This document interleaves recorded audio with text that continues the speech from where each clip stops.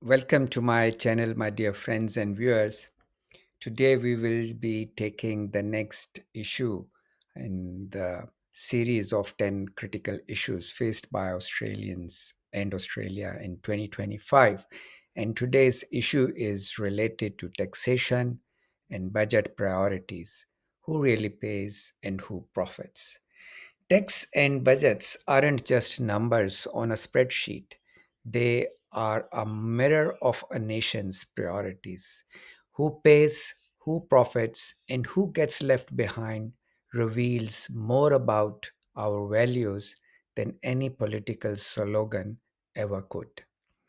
Today, we will examine Australia's fiscal choices with clear eye, not to stroke outrage, but to ask whether these choices truly serve the people they are meant to. Because good governance shouldn't be partisan, it should be practical, fair, and forward thinking, especially when it is being realized that now an average Aussie worker works 5 months a year just to pay tax, whereas the billionaires may still be paying less than tax what you are paying.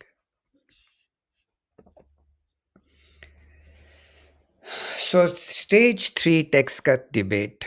Little old now because the new one is here, but let me recap. $254 billion lost or cost over a decade. Parliamentary Budget Office 2023. It is taken from the speech given by Adams of Greens in his parliamentary budget talk. 55% of benefits go to top 10% of earners, is a report by Grattan Institute, whereas lost revenue is equal to cuts to services. Example, $4 billion a year could fund 40,000 social homes. Political trade off: economic stimulus versus handout for the wealthy. After backlash, the revised tax rates will benefit all 13.6 million Australian taxpayers by receiving a tax cut from 2024 to 25 onwards. Adam Bandit pointed out this 10 years figure from the Parliamentary Budget Office. It represents foregone revenue that could fund social programs. $4 billion a year. He is not too wrong, citing that 55% of the benefit goes to the top 10% of earners. Also pointed out or researched by Grattan Institute. While tax relief has merits, unchecked high end cuts risk deepening inequality. Contrast to it, our not neighbor, but European counterpart, Norway approaches. Top marginal rates fund universal childcare, boosting workforce participation. The stage three cuts were designed in 2018 for a pre pandemic economy. Now, with inflation squeezing households, critics argue they are unaffordable and unfair. Treasury estimates a surgeon on $400,000 will save $9,000 a year, while a teacher on $75,000 a year saves about $680. The government defends them as bracket creep relief. But is this the right priority when one in three Australians skips meal to pay bills? This is a study, yes, by ACOS 2024. However, following public backlash, things have changed. For all 13.5 million taxpayers from July 1, 2024-25 and 25, the government will reduce the 19% tax rate to 16%, reduce the 32.5% tax rate to 30%, increase the threshold above which the 37% tax rate applies from 120,000 to 135,000. increase the threshold above which the 45% tax rate applies from 180,000 to 190,000. For example, a person on the average wage of around $73,000 will now get a tax cut of 1504, not 640 something. That's by the treasury.gov.au 2024 report. So, wasteful spending versus public needs. $50 million plus spent on consultants for Robodebt Royal Commission 2023. $11.1 billion to fossil fuel support, that's Australian Institute, versus 2.7 billion over 5 years for affordable housing. NDIS underspending $4.6 billion returned to the Treasury despite 12,000 on the wait list. According to the Australian Greens and the Australian Institute, May 2023 reported that in 22-23, Australian federal and state government provided a total of 11.1 billion worth of spending and tax break to assist fossil fuel industries. This year's figure represents a 5% decline on the last year's 11.6 billion, but subsidies in the forward estimates have increased from 55.3 billion to 57.1 billion over next 4 years. This is 14 times greater than the balance of Australia's disaster ready fund, only 3.2 million for two heat wave projects, which is used to respond to climate disasters. Australians aren't anti tax, they are anti waste.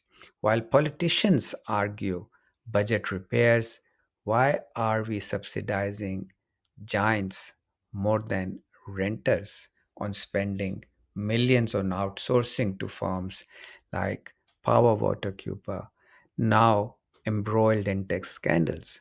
While 4.6 billion was returned to Treasury, mother, a Sarah, single mother with multiple cirrhosis, waited over a year for NDIS support.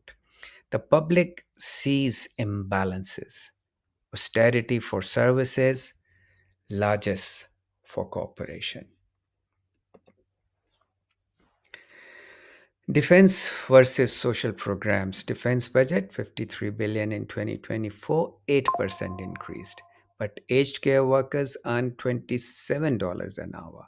Comparison: UK spends 2.3% of GDP on defense, but 7.5% on health. Australia spends 2.1% and 5.4% respectively. Opportunity cost $368 billion AUKUS subs is equal to 12 times annual public school funding. Cost of living crisis: electricity has gone 25% up and rents have increased by 12% according to ABS 23-24. Wage stagnation: real wage fell 4.5% since 2020 RBA. National security isn't just submarines, it's also healthcare, education, climate resilience. While the AUKUS deal locks in spending for decades, nurses queue at food banks. Is this balance defensible? UK spends 7.5% of GDP on health versus Australia's 5.4%. New Zealand 2023 defense health balance is 1.5% of GDP versus 7.8% of GDP. Shows prioritizing well being needs compromise. It doesn't need to compromise security. The squeezed middle and lower income groups. Tax burden. Middle 20% pay 24% of income tax, get 14% of benefits according to ABS. Cost of living pressures: ABS record minus electricity up 25% in 24, rents up by 12% in 23. Wage stagnations fell 4.5% in 2020. Loopholes and offshore evasions. Profit shifting $5 billion annual loss that is reported by Tax Justice Network. Example, in 2023, Chevron Australia paid $30 on $8.6 billion revenue after routing profit via Delaware ABC investigation. Corporate tax gaps: only 1% of Australian stock exchange 200 pay about 30% according to ATO. Enforcement failures: Panama Papers exposed 800 plus Australians, but zero prosecutions. Transfer pricing: overcharging Aussies. Subsidiaries for services, royalties from offshore entities. Uh, Debt loading: Australian branches take on loans from parent companies in tax havens, then deduct interest payments to reduce taxable profits. Another kind of tax haven is booking profit in low tax jurisdictions like Singapore, Ireland, despite operations in Australia. The quiet Australians are feeling pain now. A single parent on $60,000 pay more tax than a billionaire using family trusts. Unfair and unsustainable. Loopholes and offshore evasions. So $5 billion every year is lost to multinational profit shiftings. That's Tax Justice Network. 1% of Australian stock exchange 200 companies pay 30% tax rate. Panama Papers fallout: no one is prosecuted. While you declare every cent to the ATO, Google Australia earned $4.3 billion in 2022 but paid 71 million tax. We have had 11 crackdowns since 2016, yet loopholes persist. The UK just raised $8 billion by taxing windfall profits. Why can't we do the same? Multinationals' tax avoidance is like a sieve. $5 billion leak every year. We cannot patch holes with band-aids. The remittance loophole is another story. I will deal with another vlog uh, soon. So, what is the solution? A fairer system, close loopholes, public country by country reporting for multinationals. Well, it takes time to implement the proposal by the Greens, forwarded to Parliamentary Budget Office on March 25, 2021, that 6% wealth tax be levied on assets over $1 billion could raise 11.4 billion per year. That can help fund a lot of social services. Norway's wealth tax funds free education. Australia could too redirect spending, audit consultancies, contracts, cap fossil fuels subsidies. The proposal would induce an annual tax levied on the net wealth of Australian residents, regardless of where their assets are held, and the net wealth of the non residents who hold Australian assets from July 1, 2022. Net wealth means total assets less total liabilities. The 11.4 billion generated could fund free childcare. Further, closing gas subsidies could double public housing.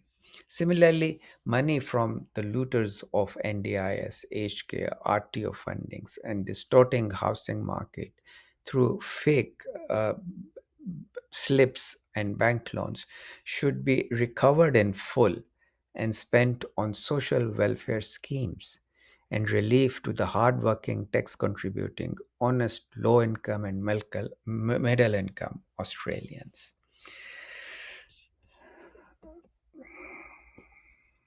So, call to action is close loopholes, public public country by country reporting for multinationals. Norway's wealth tax funds free education. Australia could too do the same. Redirect spending, audit consultancy contracts, cap fossil fuel subsidies. Wealth tax, we need a poll. Should the Greens proposals be implemented? Should looted money from NDIS, aged care, RTOs, and bank loans on fake payslips be recovered in full from the fraudsters? Please comment and let us know what is your opinion. So, where do we go from here? Critique is easy, solutions are always harder. The gaps we have highlighted today, whether in tax fairness, spending, or corporate accountability, aren't inevitable. They are the result of choices, and choices can be unmade. Australia has the tool to fix this, from plugging loopholes, as 20 other OECD nations have done, to rebalancing budgets towards those who need it most. But it requires courage, not just from politicians, but from all of us. Courage to demand better, to stay engaged, and to remember that every dollar misspent is a child's school, a pensioner's meal, or a family's home left unfunded. The question isn't whether change is possible, it's whether we are willing to insist on it. Let's choose wisely. Thank you for watching. But stay tuned for the next issue out of this 10 issue series, Australian digitization and cyber threat. I will be coming soon. Till then, you look after yourself, stay healthy and happy. It's bye bye for now.